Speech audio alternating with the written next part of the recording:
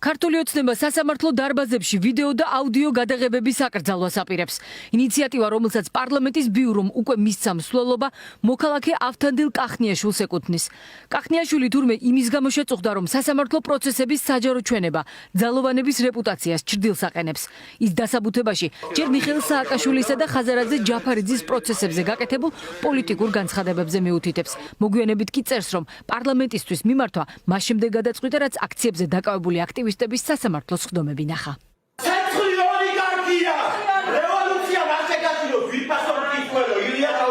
არ მაინტერესებს თუ დამტოვებთ პატიმრობაში ამ ქვეყნის გულისთვის ადამიანები კვდებოდნენ და მეც არ მინდა რომ ნაკლები გავაკეთო ვინმეს. ვერავის ვერ შეაშინებთ და თუ ვინმეს ეშინია ეს შიშიც ძალიან ადამიანური რამე არის. ამ შიშებს და სისუსტეებს გადავაბიჯებთ და სათქმელი ყოველთვის ითქმევა. როგორც გინდა მაწამო, პირდაპირ გეუბნებით რა. მე ამ სამართლობას არ შევეგუები და მე მათ ვაჩვენებ ისეთ თავდადებას და ისეთ თავდამწირვას, რომ ჯერ არავის არ უნახავს. ასეთი შინაარსის რეპლიკები სასამართლოს ხდომათა დარბაზში მოქალაქე კახნიაშვილმა რატომღაც სამართალდამცველების დისკრედიტაციად ჩათვალა. იგივე კახნიაშვილს არაფერი უთქვამს ასობით ნაცემ და დასახიჩრებულ საპროტესტო აქციის მონაწილეებსა და დაუსჯელ ძალოვანებზე. აშკარად ხდება სამართალდამცავი ორგანოების დისკრედიტაცია. 11-მა ბრალდებულმა ფაქტობრივად აბუჯა დაიგდო მოსამართლეს და პროკურორებიც. თავივალდებულად ჩავთვალე პარლამენტისთვის რეაგირებისთვის მიმემართა. მით უმეტეს, რომ ქვეყანაში საზოგადოებრივი პოლიტიკური ვითარება არსებითად არის შეცვლილი.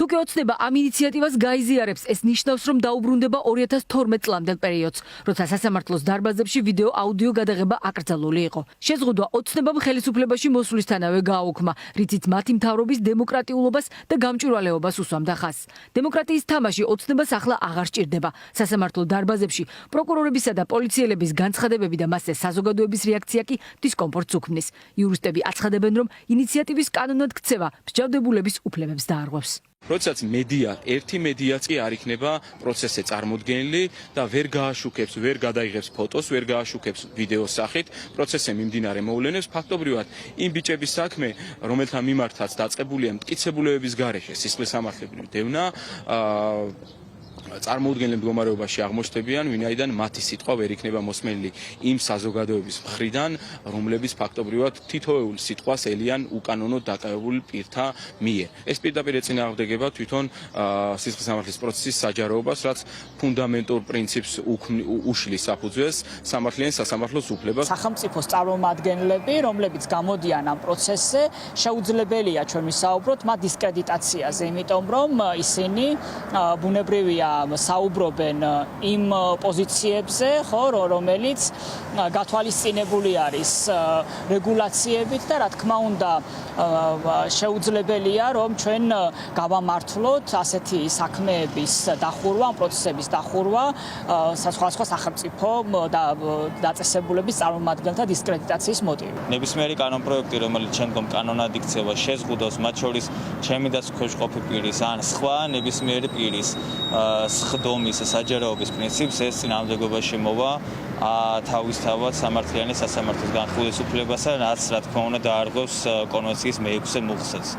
სამოქალაქო აქტივისტები კანონპროექტის ავტორის უკან ქართულ ოცნებას ხედავენ. ამბობენ, რომ ამ გზით ხელისუფლება სასამართლოს სისტემას სრულად ჩაკეტავს. მოსამართლეებს და პროკურორებს კი უხერხულობას ააცილებს თავიდან. სამაგიეროდ საზოგადოება ვეღარ გაიგებს და დაინახავს, რას აკეთებს ოცნების ეგრეთ წოდებული ხელისუფლება მართლმსაჯულების სახელით.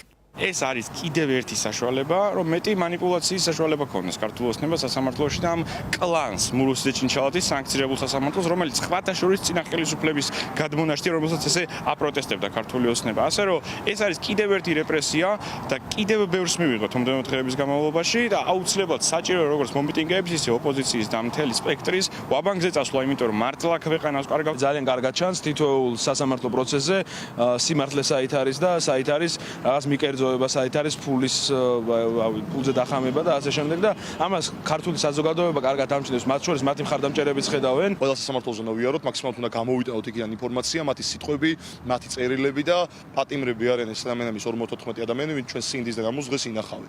და მიზეზს დგას ეს ყველაფერი რეალურად და ვისი თავისუფლებისთვისაც ბოლომდე უნდა ვიბრძოლოთ და მე მგონია რომ ამით ისინი ვერ დაახშობენ და ვერ მოგუდავენ ამ ხმას. მოქალაქე კახნიაშვილის ინიციატივაზე პარლამენტის ბიურომ უკვე იმსჯელა და შესწავლისთვის საკითხი იურიდიულ კომიტეტს გადასცა. თუ კი გავითვალისწინებთ რა ტემპებით იღებს ეგრეთ წოდებული ხელისუფლება ანტიდემოკრატიულ კანონებს, არაა გამორიცხული, რომ დოკუმენტი სულ მალე პლენარული სხდომის დღის წესრიგში ვიხილოთ.